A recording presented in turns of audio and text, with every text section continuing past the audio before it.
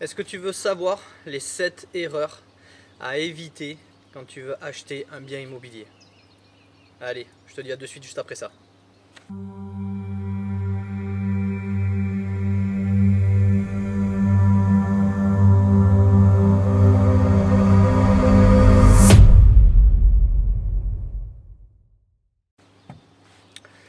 Alors, bonjour à tous. Dans cette vidéo aujourd'hui, on va parler donc des 7 erreurs. J'ai énuméré 7 erreurs à ne pas faire quand on veut acheter un bien en immobilier. Alors c'est tout simple. Déjà la première erreur, vous allez dire c'est tout bête, mais ça peut arriver, surtout quand on prend un petit peu de bouteille on va dire. La première erreur est de ne pas visiter le bien. Il y en a des fois, il faut aller vite, l'agence, si vous passez par l'agence, va vous mettre un petit peu la pression, vous voyez, c'est pas encore sur le marché, il faut de suite le réserver. Surtout si quand on est sur des secteurs assez tendus, voilà, tout dépend de ce que vous recherchez. C'est sûr que si vous allez sur la Côte d'Azur, il y a certains endroits c'est très tendu. Paris, n'en parlons pas. Bordeaux, c'est pareil. Arcachon aussi. Donc surtout, ne faites pas cette erreur de prendre directement. Il faut visiter les biens. Il faut savoir, il faut déjà sentir si vous êtes bien. Vous êtes, ah ouais, là on peut faire quelque chose de bien. Donc voilà, donc ça c'est pour moi une des premières erreurs de ne pas visiter le bien. Une autre erreur aussi, et ça, ça va arriver assez régulièrement, c'est-à-dire c'est d'acheter au prix. Voilà. Dans les zones très tendues, oui, on va souvent faire une offre au prix directement, mais vous allez vite calculer, vous faites la visite et vous allez savoir, pas au début, mais quand vous avez déjà acheté deux trois biens, si on peut faire quelque chose de sympa ou pas. Donc voilà, après quand vous achetez dans des secteurs pas du tout tendus, moi j'achète dans des secteurs c'est pas du tout tendu, c'est là que j'arrive à faire de super négociations. Donc voilà, je n'achète jamais au prix. Voilà, tout ce que j'ai acheté au jour d'aujourd'hui, tout ce que vous avez vu que j'ai acheté, j'ai jamais acheté au prix. La plus petite négociation a été de 5 000 euros jusqu'à à peu près 60 000 euros de négociation. Donc voilà, donc ça c'est la deuxième erreur. Troisième erreur, quand vous visitez, c'est de ne pas récupérer les diagnostics. Il faut savoir qu'aujourd'hui, maintenant, c'est obligatoire quand les agences mettent en ligne, il faut avoir les diagnostics. Donc, s'il l'a pas là, il faut qu'il vous le demandez, qu'il vous l'envoie. Regardez les diagnostics. Pourquoi? Pour le plomb. Alors là, énormément, ça coûte très très cher. L'amiante, et savoir aussi s'il n'y a pas de mérule. C'est pour ça qu'il faut visiter, surtout dans les caves, voir si vous avez du mérule. C'est très très très compliqué à pouvoir l'enlever, ça coûte très très cher. Donc attention à ça, donc le plomb, l'amiante, le mérule, les termites. Aussi, bon encore ça les termites, comme on refait tout super nickel, ça va, c'est pas trop dérangeant.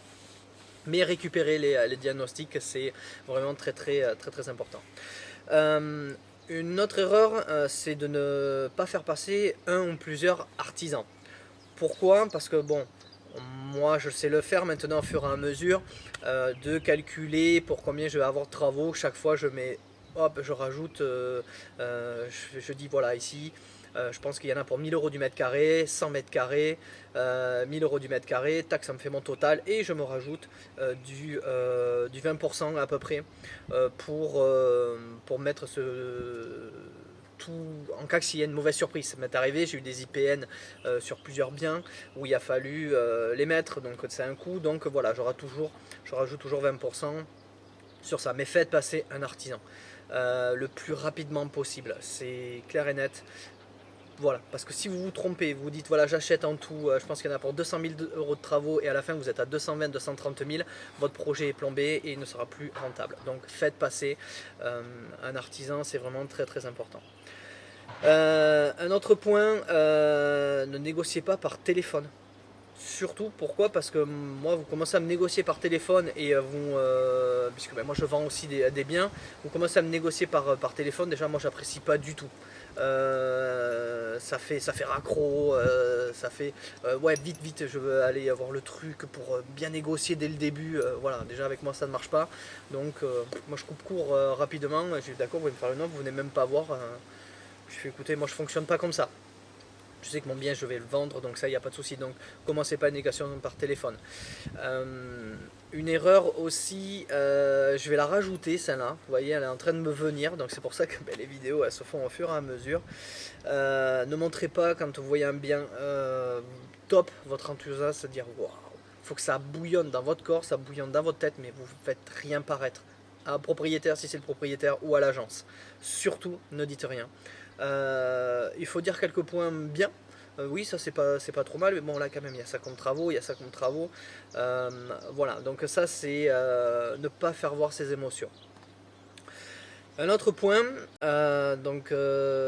oui, c'est au lieu de 7 on aura 8 points en tout.